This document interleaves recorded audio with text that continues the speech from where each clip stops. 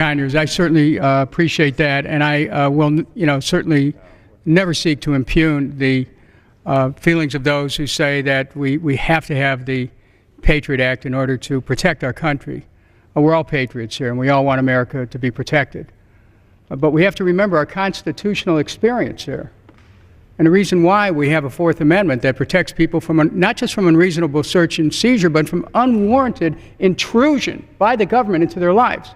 When we look at our constitutional experience and all of the efforts that made in the build up to it, we didn't hear, "Give me liberty" or "Give me a wiretap."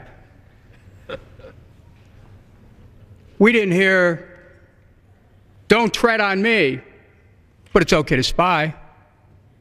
What we heard was a ringing declaration about freedom, and it was enshrined in the Constitution. I stood on the floor of the House way back when the PATRIOT Act came forward, that it opened up the door for a broad reach and possibilities, a broad reach by the government into our daily lives. Now, the gentleman from Wisconsin, who's my friend, correctly pointed out earlier the difference between national security letters and the PATRIOT Act.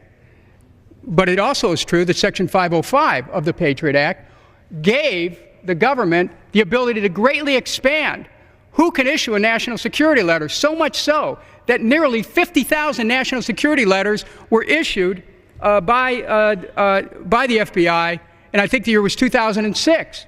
They don't have to use Section 215 of the PATRIOT Act. They can just invoke the national security letter authority and reach into people's financial records, their medical records, or their reading material.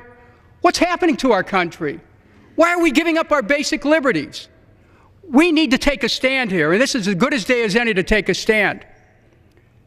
Many members of Congress, including those supported by my friends in the Tea Party, maintain their goal is to get rid of big government, get government out of their lives. Well, how about the PATRIOT Act, which has the broadest reach and the deepest reach of government into our daily lives? Shouldn't we be thinking about that? Some want to get government out of health care. Some want to get government out of retirement security. How about getting government out of people's bedrooms, out of people's financial records, out of people's medical records?